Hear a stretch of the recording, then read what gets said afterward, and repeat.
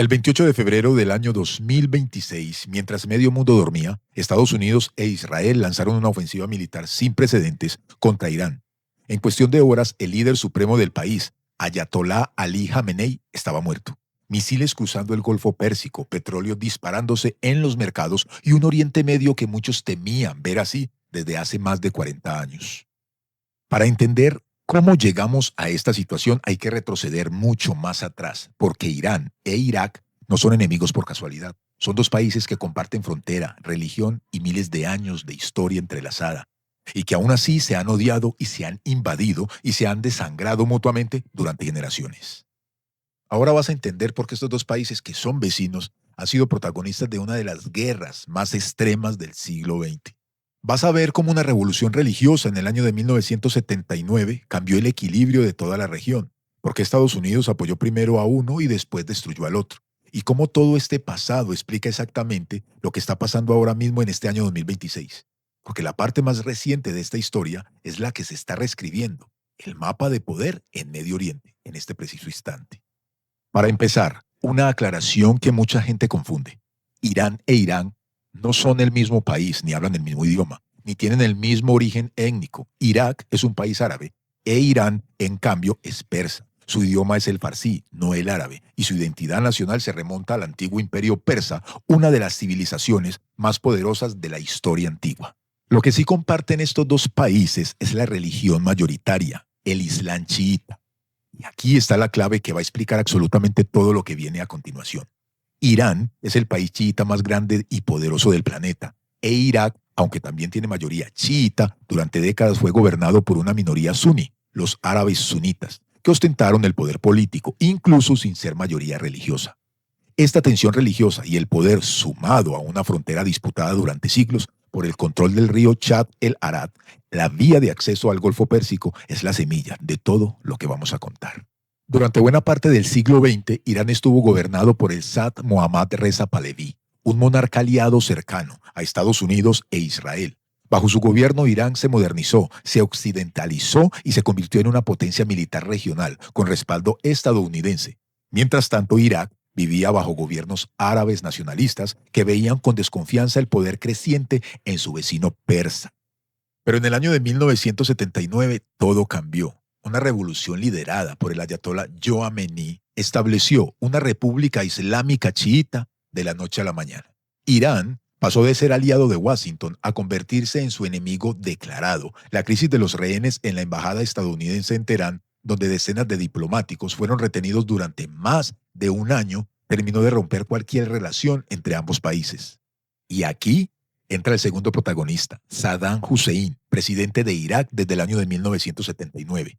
Saddam vio en el caos post-revolucionario de Irán una oportunidad histórica. Si lograba golpear rápido, podría recuperar territorio en disputa, frenar la expansión de la ideología chiita revolucionaria hacia su propio país y de paso convertirse en la gran potencia árabe del Golfo Pérsico.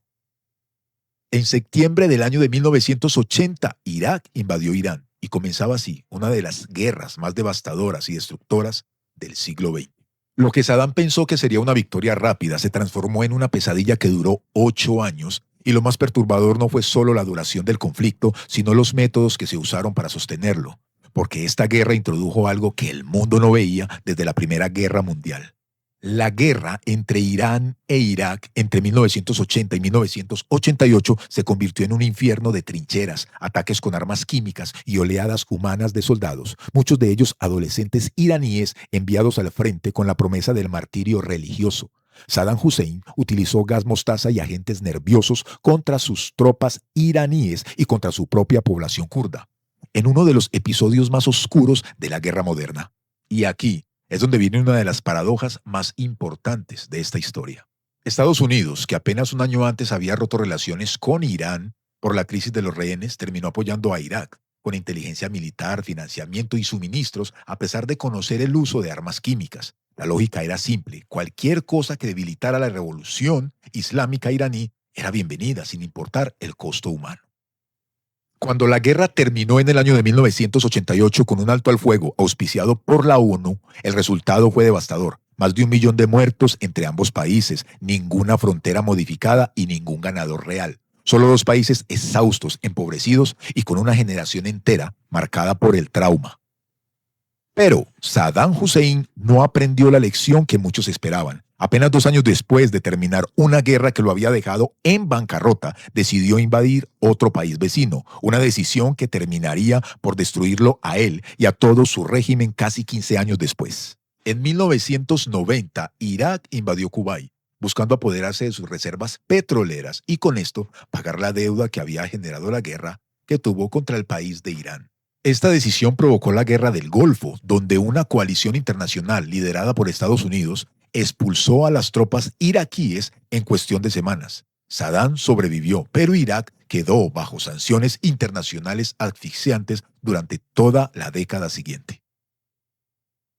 El golpe final llegó después del 11 de septiembre del año 2001. Estados Unidos, bajo la presidencia de George Bush, acusó a Irak de poseer armas de destrucción masiva y de tener vínculos con terrorismo internacional. En el año 2003, una coalición liderada por Washington invadió Irak. Meses después, Saddam Hussein fue capturado, escondido en un agujero subterráneo cerca de su pueblo natal.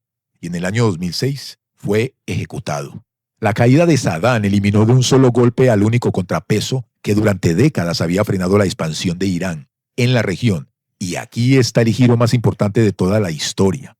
Al desaparecer Saddam, el nuevo Irak, ahora con gobiernos de mayoría chiita, se acercó cada vez más a Teherán.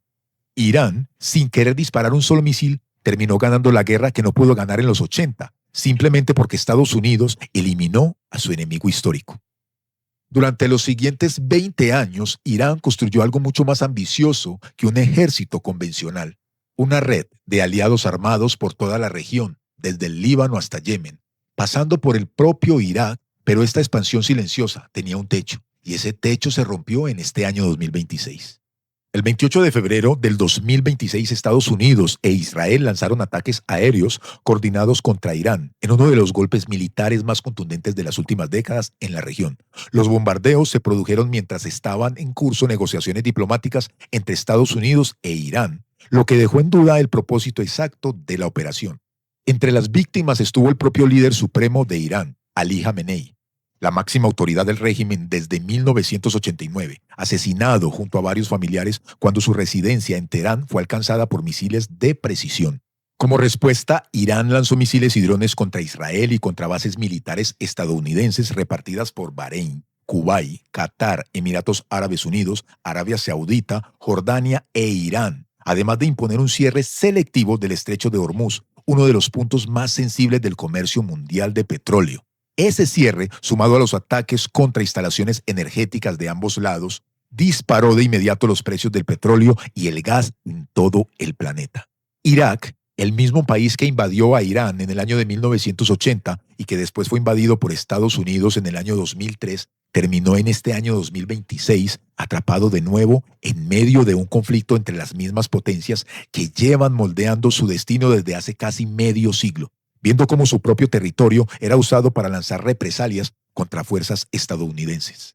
Hoy, mientras se graba este video, la situación sigue siendo algo volátil. Nadie sabe todavía cuál será el nuevo equilibrio de poder en la región, ni quién terminará liderando a Irán tras la muerte de Jamenei, ni qué papel jugará finalmente Irak en este nuevo capítulo. Lo único seguro es que la historia entre estos dos países, marcada por revoluciones, invasiones y guerras que nunca terminan del todo, siguen escribiendo en tiempo real lo que está pasando y lo que afecta al mundo entero.